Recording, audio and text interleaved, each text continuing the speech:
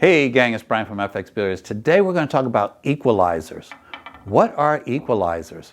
Equalizers are rules or equipment or situations that take the advantage that an advanced player has over an intermediate player or even a beginner player and closes that gap. Now the genesis of this video is this morning I was responding to comments. And someone had commented on a video that Jason and I made where we were complaining about some of the APA rules. And this person's comment was, what does it matter if everyone is playing by the same rules? Well, it matters considerably because if you are an advanced player, certain rules take your advantage away. And they do it in extreme manners sometimes. So let's talk about not just rules, but equipment and different situations that are equalizers. Now, I pick on the APA a lot because I know a lot about the APA and how they handicap and what goes on there. And I've got 5 APA players in my family, so I know a lot about what goes on there. So if I sound like I'm picking on the APA, I'm sorry, it's just what I know best. If you're an APA 7 and you're playing an APA 3, we're talking about 8-ball. The 3 needs 2 games and the 7 needs 6. The system, the handicap system, has already tried to equalize that match. No handicap system is perfect, and when you throw in sandbagging and the fact that people in different parts of the country or even in the same region are playing on different types of tables and all of that stuff, the algorithm has a very difficult job. So don't be angry when that 4 plays like a 6 and that 6 plays like a 3, which I saw earlier today, because there are people playing on equipment that gives their handicap a false sense of where they really should be.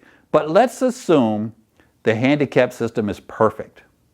Let's assume that the handicap system looks at a 7 and looks at a 3, and they're really a 7 and really a 3, and has adjusted for this gap. How does everything else affect that? Well, you're usually playing on 7-foot tables. I know some of you have the luxury of playing your APA matches on 9-foot tables and 8-foot tables, and that is outstanding. You don't see a lot of that, by the way. Let's say you're playing most of your matches on 7-foot tables. 7-foot tables are called equalizers. That is the nickname for 7-foot tables, equalizers, because you've taken the long shots out of the game. So the advanced player who has spent a lot of his life learning to make long shots, that advantage is taken away from him because now that 9-foot shot off the rail down table with the cue ball sitting in the middle of the table doesn't exist anymore. So that's one reason. Number 2, position play. The 3 is not playing position, the 7 is playing position. But now the balls are cluttered up more, as we mentioned. Makes position play a little bit more difficult. That aspect of the 7's game has been diluted because the table is more cluttered. It doesn't affect the 3 because he's just putting balls in the pocket. That's all he wants to do is put a ball in the pocket, and that's fine. He's a beginner player and he wants to put balls in the pocket. More neutralization, okay? Remember, while I'm giving you all of these examples, that the algorithm has already made the adjustment for the skill. It has not considered the fact that the table is smaller and it hurts the 7. It has not considered the fact that the rules have also neutralized this. What are the rules that we complain about all the time? Any ball in any pocket, okay? You don't have to call your shot in APA 8-ball. You only have to call the 8-ball. So if you're aiming for that side pocket and you end up in that corner pocket, it's okay. You get to keep shooting. Well, who do you think that helps? The 7?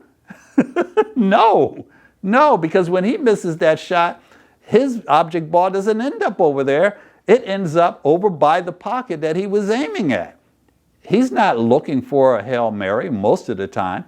Now, there are occasions that every one of you is thinking right now, I remember Bob shot a ball that came off the edge of the pocket and it went down the table and he won the game.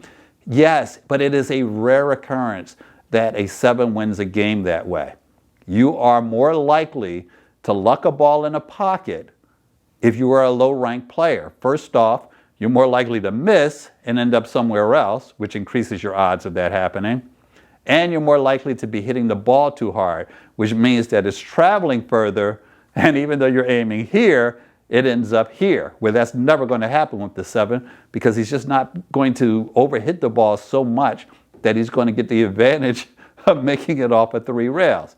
Let's talk about the condition of the table. One of the traits of bar boxes, at least in a large portion of the country, is that they're not well maintained. What happens if a table is off balance? What happens if that pocket is low? Who does that hurt? It doesn't hurt the player who couldn't play position anyway. It hurts the player who plays precision position, because instead of his cue ball ending up here, it ends up there, or it ends up in the pocket. I played on a table once at a place, I'm not going to mention the name, in King of Prussia, Pennsylvania. Yes, I'm mentioning the name because it was sad. The ball should stop here. It ends up in that pocket. Why? Because the table wasn't maintained. Because some genius put the table on a dance floor. And then, when they were going to have people dance, they slid it over into the corner. The thing never saw a level ever since the time it was installed. Who does that hurt if the ball is heading towards the pocket and it's supposed to be stopping here? It hurts the 7.